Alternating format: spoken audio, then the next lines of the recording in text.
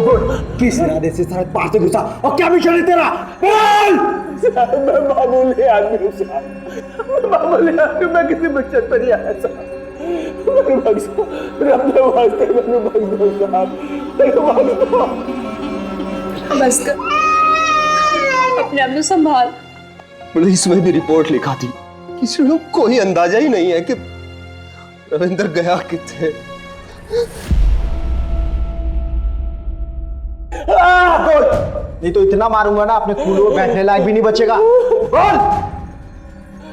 रब ने साहब, रब ने मैं तो जासूसी करने नहीं आया था साहब, मैंने बख्श दो साहब। मेरी बीवी, मेरा बच्चा, मेरी माँ मेरा इंतजार करती होंगी, मुझे मेरा वतन वापस जाने दो, मुझे वापस जाने दो साहब, मुझे मेरा वतन वापस जाने दो। कौन था ये शख्स जिसका गुनाह कबूल कराने के लिए पड़ोसी मुल्क की पुलिस उसकी सहन शक्ति का इम्तिहान ले रही थी, वहीं दूसरी ओर भारत में उसका परिवार उसके लौटने की राह देख रहा था। 2 दिन हो गए रमजान हो गए, पता नहीं कितने आएगा। नमस्कार, सावधान पंजाब फाइट बैक नाउ में मैं सौरभ राज जैन आपका स्वागत करता हूं। हमारे देश की सरहद के नजदीक बसे गांव के लोगों का जीवन देश के अन्य लोगों की तरह सहज नहीं होता। कभी कभी कुछ लोग गलती से सरहद पार चले जाते हैं और पड़ोसी मुल्क उन्हें शक की नजर से देखते हैं। हमारी आज की कहानी भी इसी पर आधारित है, जहां पंजाब का एक शख्स गलती से सरहद पार चला गया और पड़ोसी मुल्क की पुलिस ने उसे गिरफ्तार कर लिया। करीबन 5 साल की कैद के बाद जब उस पर कोई इल्जाम साबित नहीं हुआ तो वहां की सरकार ने उसे रिहा कर दिया। लेकिन इस दौरान उसकी दुनिया ही बदल चुकी थी। उसके सामने कई ऐसी नई बातें आने वाली थी जिसका उसे अंदाजा नहीं था। लेकिन सबसे चौंका देने वाली बात कुछ और ही थी। क्या थी वो बात? आइए देखते हैं।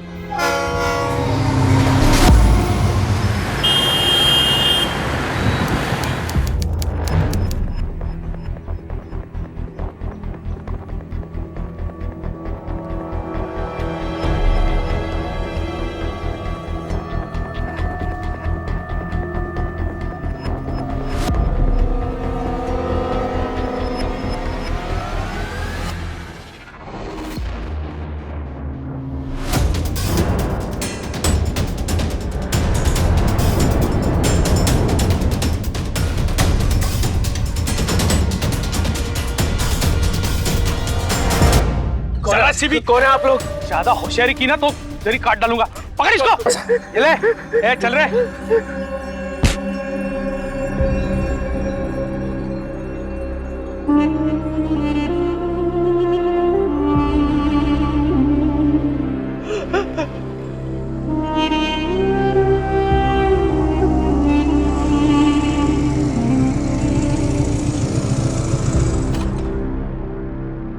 जी कौन थे वो लोग और आपको क्यों मार रहे थे?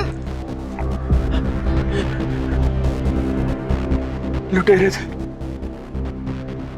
जी। आजकल ये रास्ता बड़ा अनसेफ हो गया है जी। अकेले आदमी को देख के लूटपाट की वारदात करते। चलो जी, मैं आपको थाने छोड़ देता हूँ। आइए। पहले मैंने मेरे घर जाना है। जी कहाँ है आपका घर? ये अगले वाले पिंड में मेरा घर।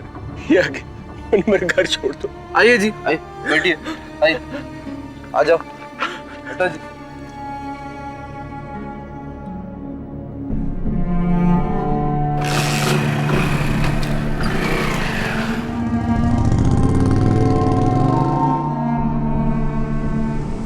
बस बाजी, बस इधर ही। ओ जी हाँ जी, हाँ मैंने यही। जी आ गए। बाजी बहुत बहुत धन्यवाद आपका। कोई गल नहीं। सत श्री अकाल।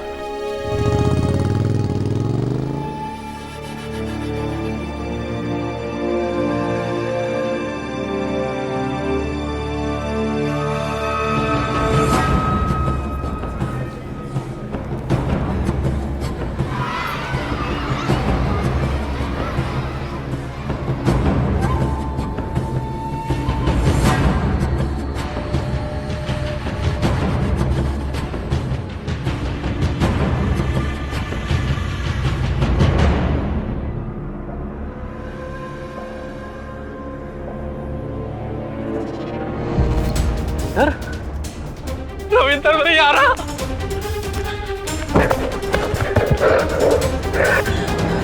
रविंदर मेरे यार, तू इतने सालों से सरहद पार जेल में था, तू कैसे पहुंचा? हाँ? इस सवाल का जवाब तो पिछले 5 सालों से मैं खुद ढूंढ रहा हूँ। जगह तू उस रात जब हम खेत में शराब पी रहे थे, तू, मैं, मंजीत, फिर हम सब अपने घर की ओर निकले। पता नहीं रास्ते में क्या हुआ, जब मेरी आंख खुली तो मैं सरहद पार था और वहां की मिलिट्री ने मुझे जेल में डाल दिया। पूरा पिंड तेरे आने के ऊपर छोड़ चुका था, पर तेरे भरा ने पिछले महीने तेरे आने की खबर सुनाई, तेरी चिट्ठी और तेरे रिहाई के बारे में पता है, तो हमें पता चला। क्या जगत में पिछले 5 सालों से हर महीने जेल से अपने घर वालों को चिट्ठी भेज रहा था? पर यारा तेरा भरा तो बोलता है कि तेरी एक ही चिट्ठी मिली, वो भी पिछले माह। चल छोड़, सारी बातें छोड़, तेरे बेबे का बड़ा बुरा हाल है, रो रो के तेरी आंख में बहुत आंसू बहाए उन्होंने। चल मैं तेरे पहले घर ले चलूं, चल।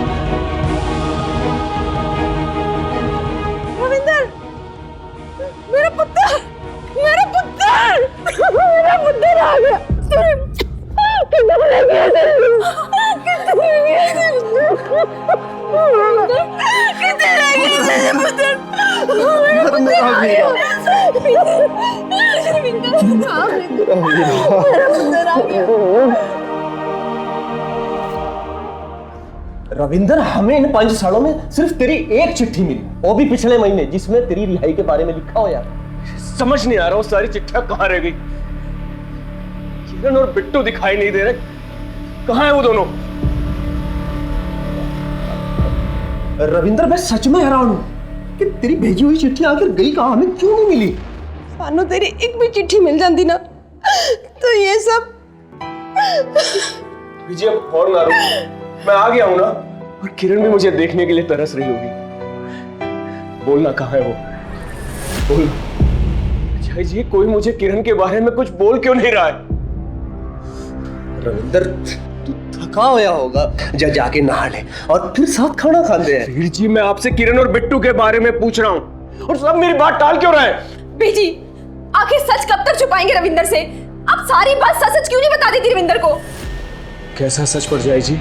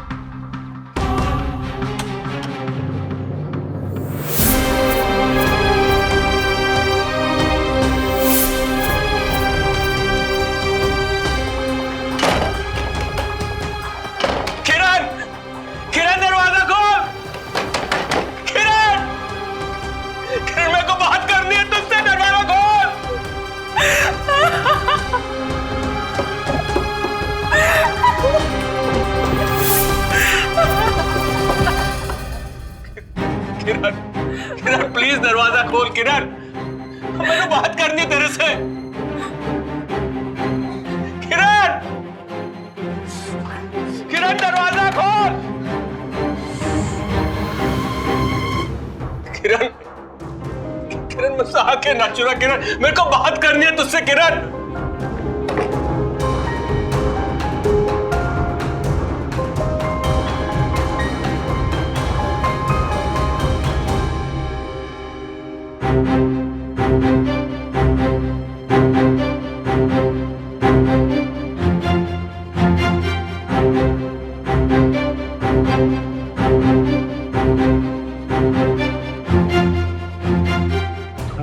इंतजार क्यों नहीं की?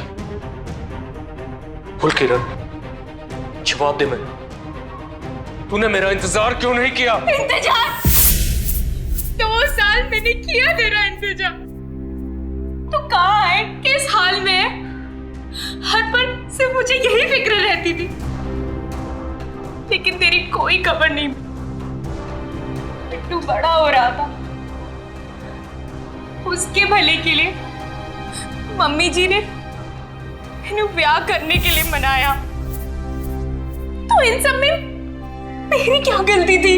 जेल में ना एक दिन ऐसा नहीं किया जिसमें मैंने तुम्हें याद नहीं किया, बिट्टू को याद नहीं किया। हर महीने चिट्ठियां लिखी मैंने तुमको। चिट्ठी? रब्बीस और रविंदर, मैंने तेरी कोई चिट्ठी नहीं मिली। जानता हूं, पता नहीं रब ने मेरे साथ ऐसा क्यों किया। मेरे संदेश तुझ तक नहीं पहुंचे, और जब मैं खुद यहां तक पहुंचा तो ये सब मेरे नसीब में ही ये सब है।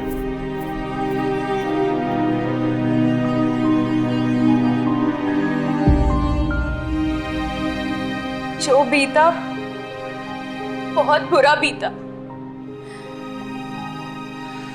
लेकिन हम अब अपने अतीत को नहीं बदल सकते, और ना ही आज के इस कड़वे सच को। मैं अब मंजीत की बीवी हूं। तू चले जा यहाँ से।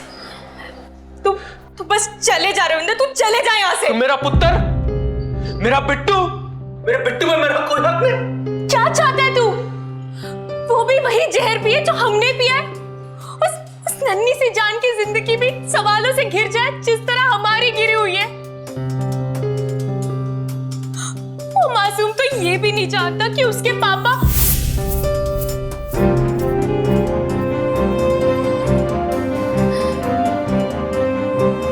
वो अब मंजीत को ही अपना पापा समझता है, और यही सच है।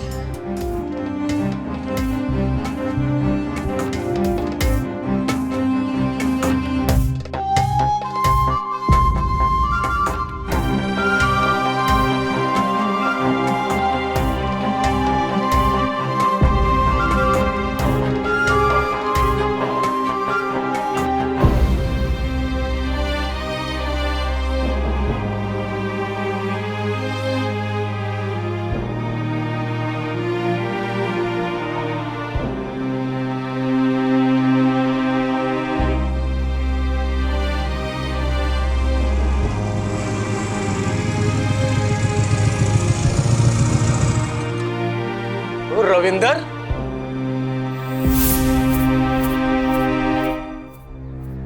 तू?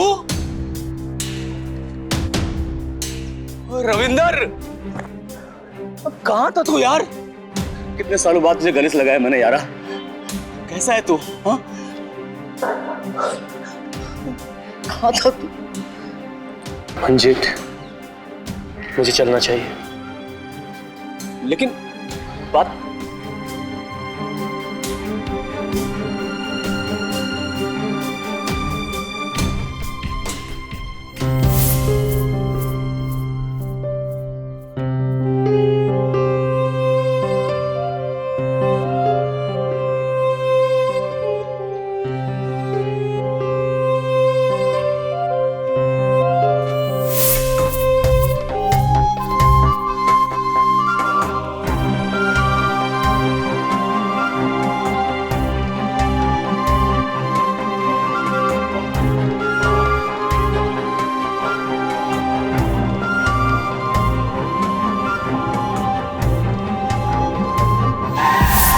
रविंदर! ओए, तो देख कर चला। तेरी तो! मैं ठीक हूँ मैं।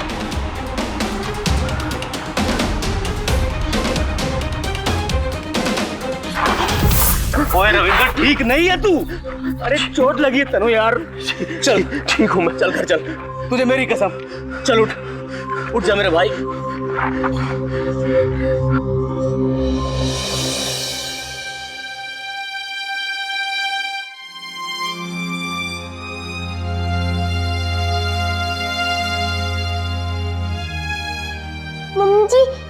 अंकल कौन है?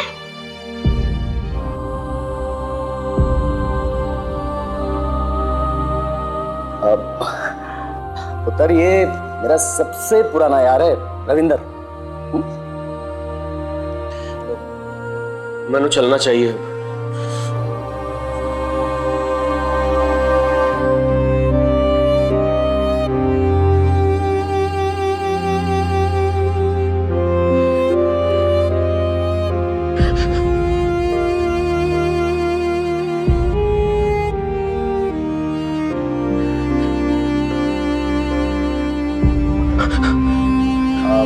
रविंदर यार, तू जाने लायक है नहीं, तू आज रात यहीं रुक जा। मंजीत, मैंने मेरा हाल पे छोड़ दे। देख यार, मैं तेरी हिचकिचाहट समझ रहा हूँ यार, लेकिन तुझे अपनी दोस्ती का वास्ता यार, आज रात रुक जा। कल मैं तुझे खुद छोड़ के आऊंगा तेरे घर। हाँ?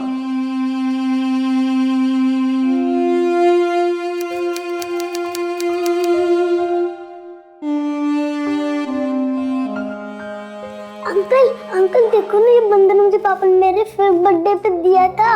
इसकी नॉल कितनी प्यारी है। अंकल अंकल अंकल, आपको मम्मी पापा का सीक्रेट बताओ। जो भी मम्मी पापा टॉवल देने जाती है ना। बिट्टू, अंदर जाके अपना होमवर्क करो। सारा दिन खेलते रहते हो, जाओ अंदर।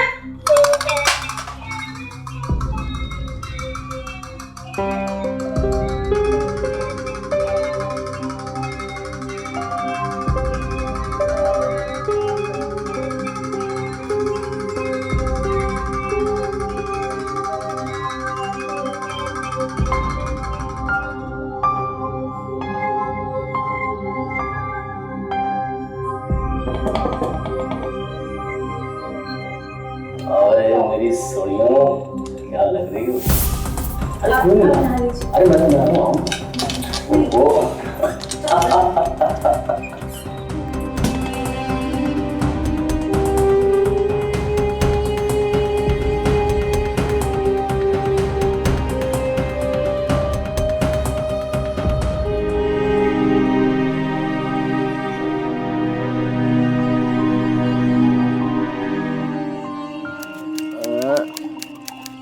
जी वो पकौड़े लाई थी। लो जी भाई, गर्मा गर्म पकौड़े भी आ गए। लाओ जी। आई शाबाश। बिट्टू सो गया? जी सो गया। अरे वाह, चल भाई पहले चीयर्स करते हैं। चलो जी, चीयर्स।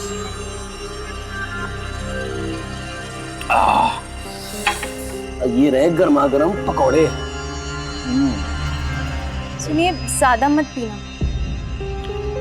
अरे यार, अभी तो पीना शुरू भी नहीं किया, तू टेंशन मत ले। ओ यार, आया मेरा आज तो रज के पियेंगे, लेकिन लिमिट में पियेंगे। तू टेंशन मत ले, जाके सो जा।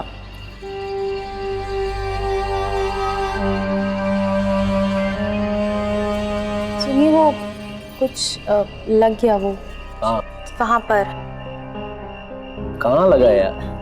थोड़ा ऊपर, ये यहाँ पर।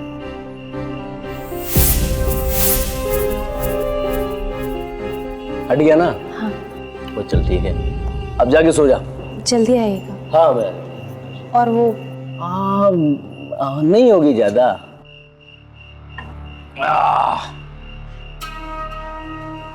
बड़े दिनों के बाद मिली है ये दारू।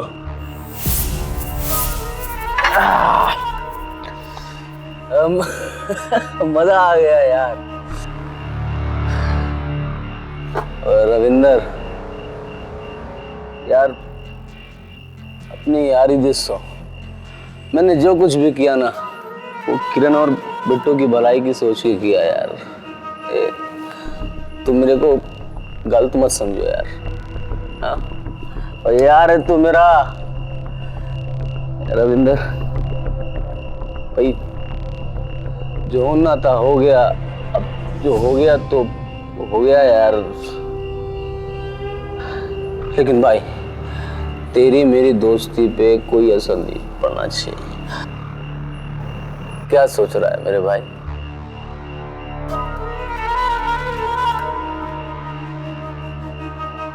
यार, आज का कोटा भी तो खत्म हो गया।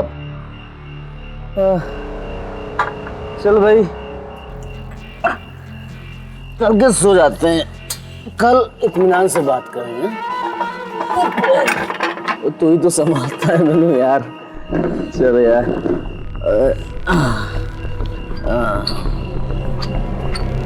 मेरे को पता है यार, जब तू वहां था तो मेरे को याद करता था ना। मुझे पता है तू मुझे याद करता होगा यार। मैं तुझे बहुत याद करता था यार। ओए रविंदर, ओए यारा, मुझे माफ कर दे यार। मैंने जानबूझ के कुछ नहीं किया यार। जो कुछ किया सब तेरी भलाई के लिए किया यार। रविंदर,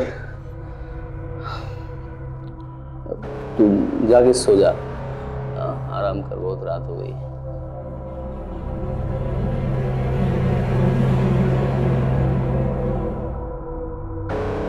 तू भी सो गई। सोते हुए कितनी सोहनी लगती है तू। क्या हुआ? ओए किरण, क्या हुआ? अरे आना, क्या हुआ?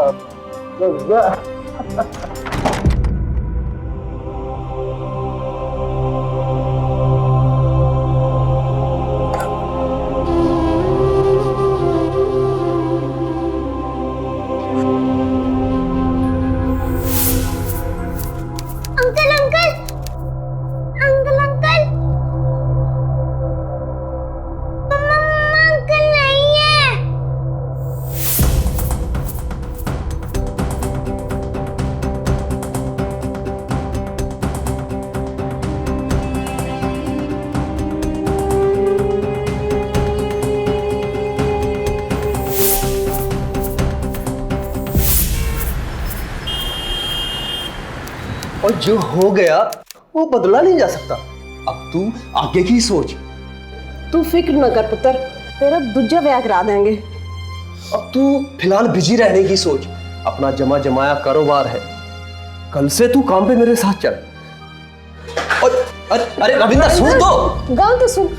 मेरी मनो, अभी उसको कुछ मत कहो। हजू इस हालत विच नहीं है कि कोई काम कर पाए। ਉਹਦੇ ਨਾਲ ਇੰਨਾ ਵੱਡਾ ਹਾਦਸਾ ਹੋਇਆ ਬੀਜੀ, ਉਹਨੂੰ ਕੁਝ ਵਕਤ ਨਿਕਲੇਗਾ ਉਹਨੂੰ ਲੱਗਣ 'ਚ। ਇਸ ਕਰਕੇ ਮੈਂ ਤਾਂ ਕਹਿੰਦੀ ਆ ਕਿ ਉਹਨੂੰ ਕੁਝ ਟਾਈਮ ਕੱਲਾ ਛੱਡ ਦੋ। ਕੱਲਾ ਰਹੇਗਾ, सब ठीक हो जाएगा बीजी। तू ठीक कह रही है अमृत। अगर मेरी चिट्ठी घर पहुंच जाती तो मैं किरण को कभी ना खोता। किरण सरकार से मिलकर मुझे रिहा करवा सकती थी, ऐसा होया नहीं। जिंदगी नर्क बन के रह गई। रविंदर, तेरे साथ बहुत बुरा हुआ यार, बहुत बुरा। किरण भाभी मंजीत की हो गई, तेरा बच्चा तुझसे छिन गया, तेरा जमा जमाया कारोबार तेरे वीर जी के पास चला गया, सिर्फ वो चिट्ठी ना मिलने के कारण। अगर वो चिट्ठी मिल जाती ना, इतना बुरा नहीं होता। मेरे खिलाफ किसी ने कोई साजिश तो नहीं की है? मैंने मालूम करना होगा आखिर मेरी चिट्ठियां ना पहुंचने का कारण क्या था।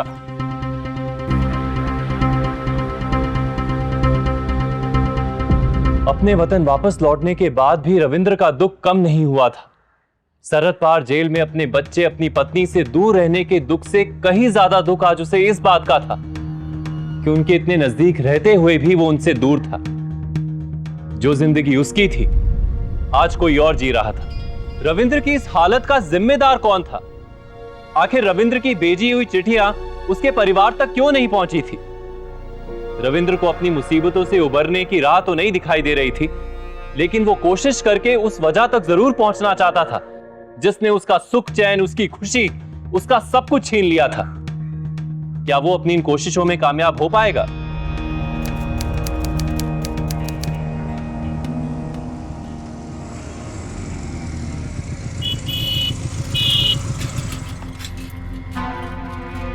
मेरा नाम रविंदर सिंह है। हाँ सुना है मैंने आपके बारे में। आप 5 साल के बाद पड़ोसी मुल्क से रिहा हो के आए ना? पहले मेरी गल सुन। पिछले 5 साल से हर महीने में 2-3 चिट्ठियां अपने पिंड भेजता था, अपनी बीवी किरण और मां अमरिंदर के नाम। आज तक एक भी चिट्ठी वहां तक नहीं पहुंची। क्यों? लेकिन मेरी पोस्टिंग 1 महीने पहले यहाँ हुई है, और इस 1 महीने में जो चिट्ठी आई थी मैंने खुद अपने हाथों से जाके आपके भाई के हाथ में दी थी। तेरे से पहले कौन था पोस्टमैन? जी, पोस्टमैन मदन जी। अब रिटायर हो गए, यहीं पास के गांव में रहते हैं।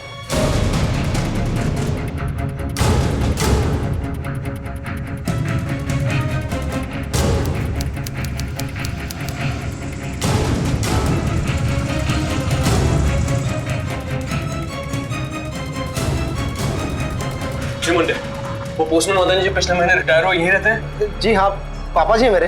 बोला उनको बाहर बात करनी मुझे उनसे। वो तो शहर गए हैं जी, कुछ काम था तो कल तक आएंगे। मोबाइल नंबर दे मुझे उनका। वो क्या था कि वो जल्दी में थे तो मोबाइल भी घर पे ही छोड़ के चले गए। कुछ काम था?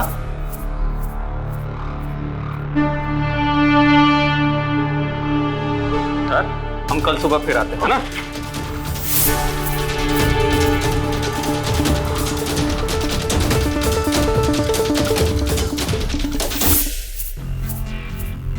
अच्छा, तो फिर उस पुराने पोस्टमैन के पास गया, क्या नाम बताया? मदन। ये बताया उसने? गया था पर वो मिला नहीं, शहर गया हुआ था। कल सुबह जाके मिलूंगा उससे।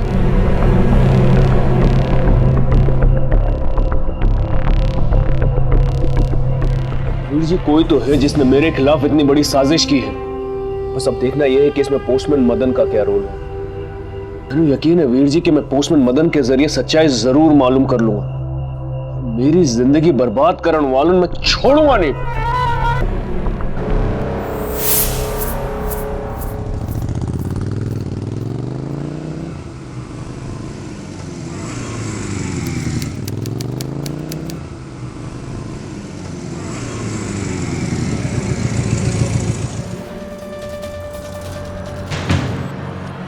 मदन जी की बॉडी को देखकर लगता है कि इनकी मौत कोई जहरीली चीज खाने पीने से हुई है। जब वो सुबह आए तो क्या उन्होंने शराब पी रखी थी? जी साहब। अब सच क्या है पोस्टमार्टम रिपोर्ट आने के बाद ही पता चलेगा।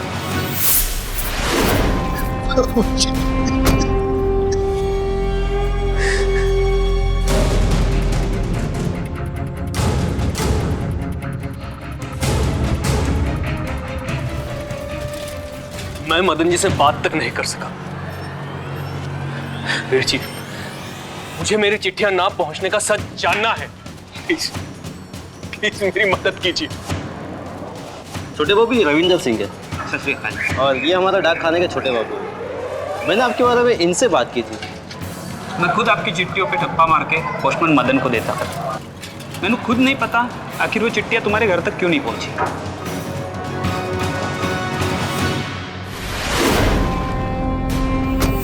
मतलब मेरी पोस्टमैन मदन की अचानक हुई मौत रविंद्र के साथ हो रही साजिशों की संभावनाओं को और भी पुख्ता कर रही थी।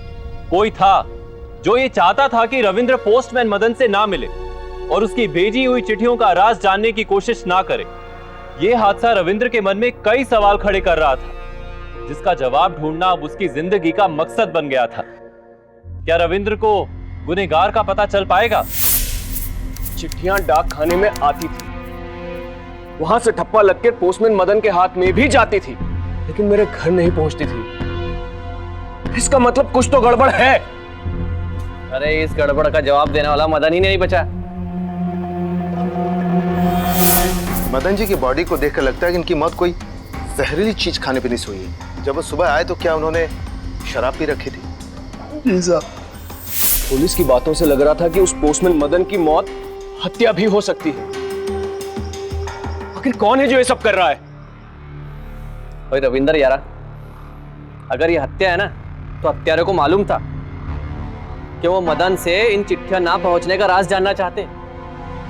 एक बात बता, तूने ये मदन के बारे में और किस किस को बताया?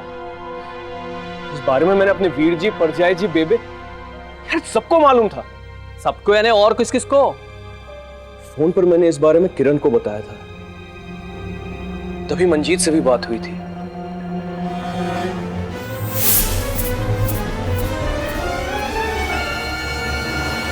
मंजीत, कहीं ये सब मंजीत ने तो नहीं किया? मंजीत है?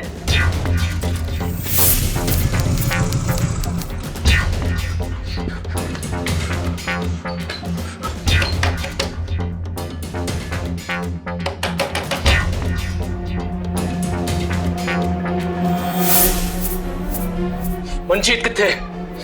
मंजीत और रविंदर? ओए मंजीत! तूने ये अच्छा नहीं किया। तूने मेरी चिट्ठियां किरण तक नहीं पहुंचने दी, और जब तुझे पता चला कि पोस्टमैन से मिलकर मैं सब कुछ सच्चाई जान जाऊंगा तो तूने उससे भी मार डाला। मैंने कहा छोड़ो। किसी को नहीं मारा मैंने। पागल हो गया तू? मैंने कुछ नहीं किया, किसी का खून नहीं किया। अरे गलतफहमी हो गई है तुझे। गलतफहमी तुझे हुई है। मुझे शुरू से पता था कि तुझे किरण पसंद है, और जब किरण मुझे मिल गई तो तूने ये साजिश रची। साजिश चली। अंकल प्लीज मेरे पापा को छोड़ दो। अंकल प्लीज मेरे पापा को छोड़ दो प्लीज। मेरे पापा को छोड़ दो। होश में आओ रविंदर। जानते हो मंजीत ने मुझसे क्या कहा? उसने कहा कि हमसे अनजाने में भूल हो गई है। मंजीत ने कहा कि मैं तेरे नाल दोबारा ब्याह कर लूं,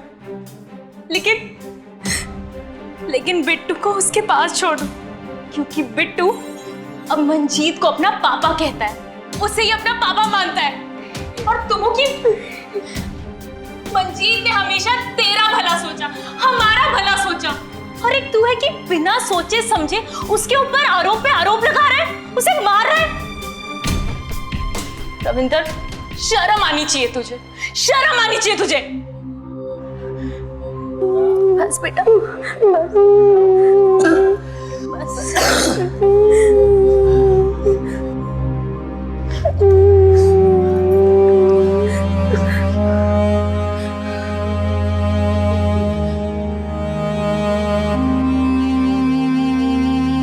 रविंदर, पोस्टमार्टम रिपोर्ट से पता चला है कि पोस्टमैन को किसी ने जहर देकर मारा है, और पुलिस को शक है कि किसी ने उसे जबरदस्ती जहरीली शराब पिलाई है।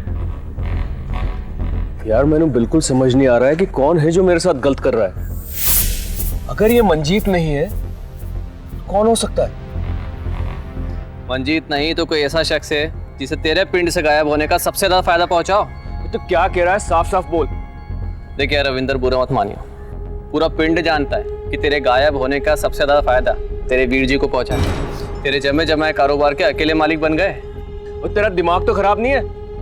वीर जी ऐसा करेंगे? मैं नहीं मानता। रविंदर देख, मैं जानता हूँ कि तेरी फीलिंग्स हर्ट हो रही है, पर तू खुद समझ, ये जमीन जायदाद पैसा ये बड़ी कुत्ती चीज होती है।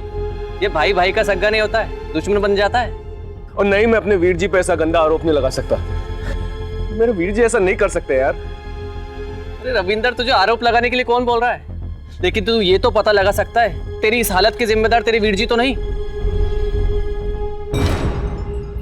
क्या पोस्टमैन का मर्डर हो गया? हाँ वीर जी, मैंने लगता है जिस किसी ने भी उसे मारा है वो ये जान चुका था कि पोस्टमैन के जरिए मैं अपनी चिट्ठियां ना पहुंचने का सच जान सकता हूँ। तनु किसी पे शक है? अभी तक तो नहीं वीर जी, पर बहुत जल्द मैंने उसका पता चलने वाला है। पर कैसे? पोस्टमैन का बेटा हरी, उसने अपने पापा जी को कई बार कोई एक आदमी से पैसे लेते हुए देखा है, पर मुश्किल यह है कि वो उस आदमी को सिर्फ चेहरे से जानता है। उसने ऐसा बोला तेरे से? हाँ, कल सुबह अपने पिताजी की अस्थियां विसर्जित करके पिंड आ रहा है। मैं उसे अपने साथ पुलिस स्टेशन चलने की रिक्वेस्ट करूंगा, और मुझे यकीन है कि वो मान भी जाएगा, क्योंकि हो ना हो उसी आदमी ने उसके पापा जी का भी कत्ल किया है। कितने बजे आ रहा है? कल सुबह 10 बजे की बस से उतरेगा हाईवे पर।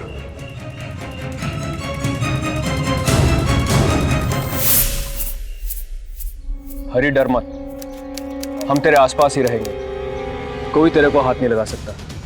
रब दी 100, मैं उसे पहले ही पकड़ लूंगा।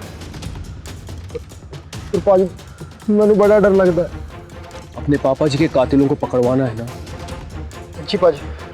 तो शेरिया, वाहे गुरु का नाम ले और आगे बढ़ना शुरू कर।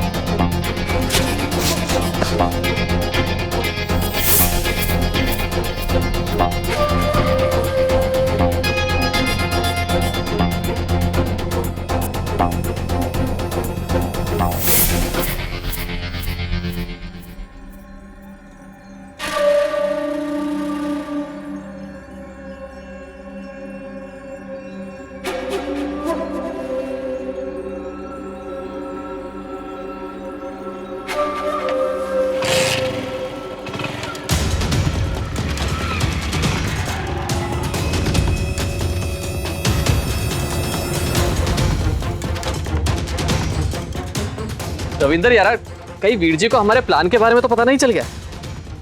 हो सकता है। ओए तू बता, क्या बोले वीर जी तेरे से?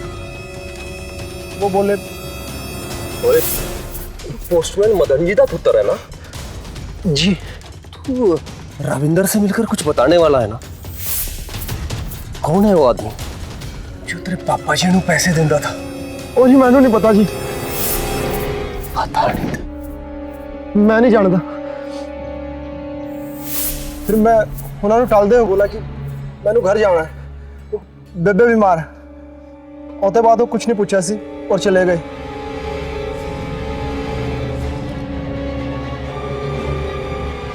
वीर जी नहीं तो कौन हो सकता है?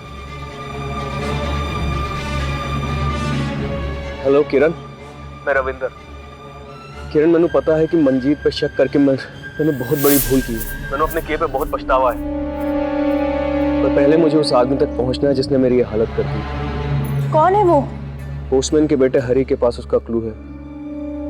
पोस्टमैन की एक डायरी है जिसमें वो अपने पैसों का हिसाब लिखता था जो उसे चिट्ठी ना पहुंचाने के बदले मिलते थे। उस डायरी में उस आदमी का नाम और नंबर भी है। हरी बोल रहा था कि आज रात वो मुझे वो डायरी देगा। अच्छा किरण, रखता हूं। अपना और बिट्टू का ख्याल रखना।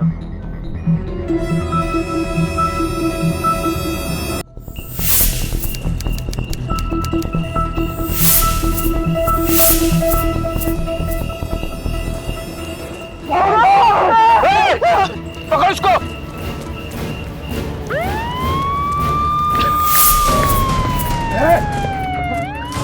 जीत तू धोखेबाज! इसका मतलब मैंने जो पहले सोचा था वही सही निकला। बोल क्यों किया तूने ऐसा? बोल क्यों किया ऐसा तूने? चलो इसे, चलो बताता हूं।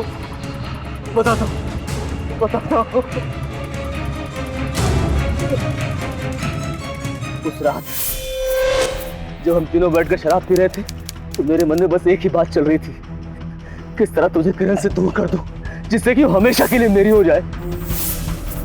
पटियाला रेड्डी है।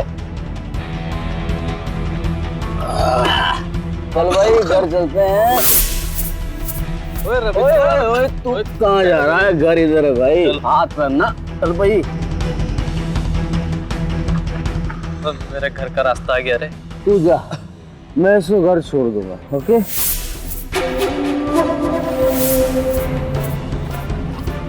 उधर से। हाँ सर। इसे सरहद के बाहर छोड़ देना। ठीक है। मैं चाहता था वहां तू पकड़ा जाएगा तो चिट्ठी के जरिए अपने घर वालों को अपनी खबर देने की कोशिश करेगा। इसीलिए मैंने पोस्टमैन मदन को चिट्ठियों के बदले रिश्वत देनी शुरू कर दी। एक चिट्ठी और 500 रुपए।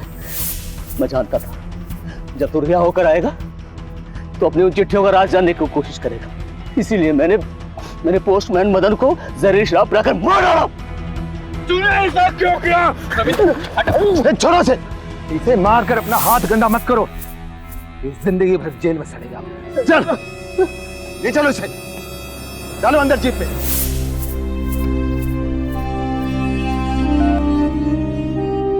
हेलो किरण, दोस्ती एक ऐसा रिश्ता है जिसे हम खुद चुनते हैं और जिसकी नींव भरोसे पर टिकी होती।